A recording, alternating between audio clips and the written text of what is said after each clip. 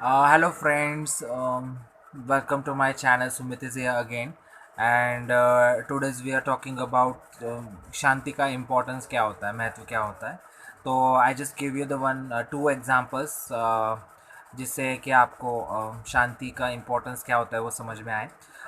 मैं जब कॉलेज में था तो उस टाइम पे जो हम इंजीनियरिंग की पढ़ाई करते हैं तो मैं पुणे के अप्पा बड़वन चौक से बुक लेके आया था पढ़ने के लिए. उस टाइम पे टेक मैक्स काफ़ी मतलब फेमस था पढ़ाई के लिए. और मैं भी वही लेना चाहता था बट मुझे निराली का मिला एक जो मुझे साइंस का बुक चाहिए था आई थिंक सो मैंने वो परचेज़ किया और फिर बाद में एक साल बाद जब मैंने वो एग्ज़ाम क्रैक की फिर वापस वो बुक देने चला गया उसी शॉप में. तो मैंने वो बुक निकाला, वो पर्ची निकाली और फिर उनके सामने रखी. तो उन्होंने मुझे मतलब ऐसा कहा कि ये बुक अभी कोई ले नहीं रहा है, मतलब पुराने बुक्स कोई ले नहीं रहा है तो हम भी इसको वापस नहीं लेते हो, ये आप ही के पास आप रखो, इसका जो करना है वो करो.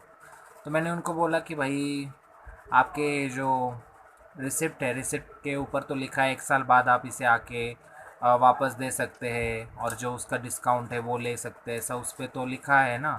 तो फिर कैसे वो फिर भी उसको मतलब मान नहीं रहे थे, वो बोल रहे थे नहीं नहीं ऐसा नहीं हो सकता, अभी ये बुक्स कोई ले नहीं रहा है, ऐसे ही पढ़ते हैं यहाँ पे, तो इसलिए हम इसको we will never get it back again. So फिर मैंने फिर मैं थोड़ा सा नर्वस हो गया भाई, बुक्स ये वापस ले नहीं रहे. 2 सेकंड के लिए मैं शॉप के बाहर आ गया और शॉप के बाहर आके थोड़ी देर रुका मैं और पूरी शॉप पीछे घुमा वापस और पूरे शॉप में अंदर तक मैं देखने लगा कि क्या हो रहा है क्या नहीं हो रहा है ऐसा.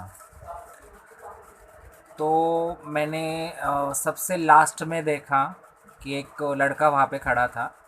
सो मैंने सोचा कि मैं उसके पास चला जाता हूँ,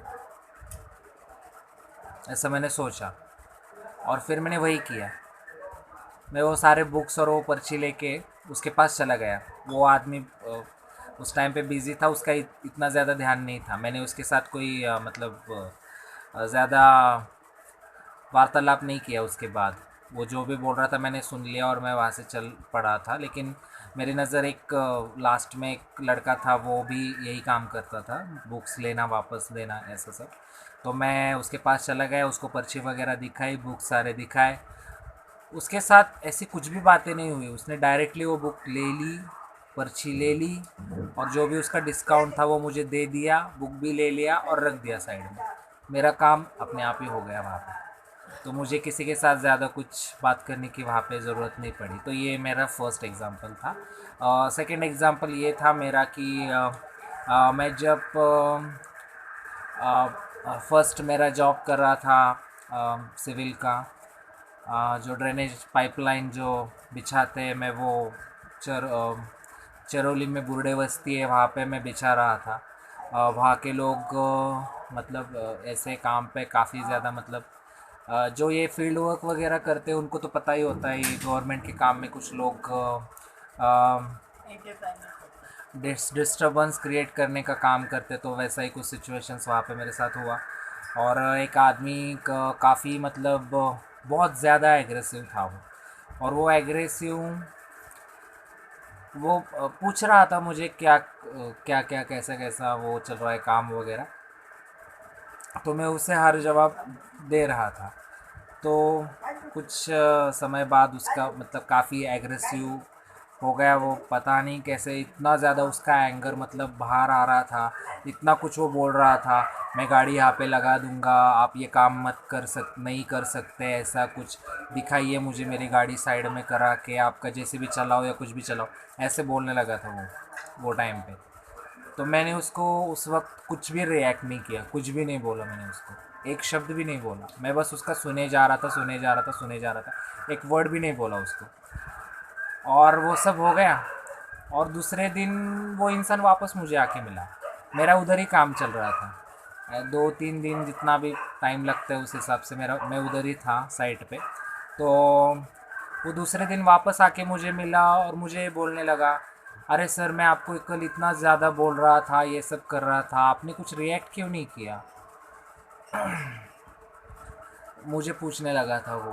मैंने उसके ऊपर भी उसको मतलब कुछ ज़्यादा मतलब आंसर दिया नहीं मैंने उसको, कि मैं क्यों नहीं रिएक्ट किया, क्या मुझे उस टाइम पे पता नहीं उसका क्या मतलब। मुझे ऐसा लग रहा था कि बोलने दो इसको, क्या फ़र्क पड़ता है, बोलने दो, क्या करेगा ये, बोलने दो इसको, ऐसा।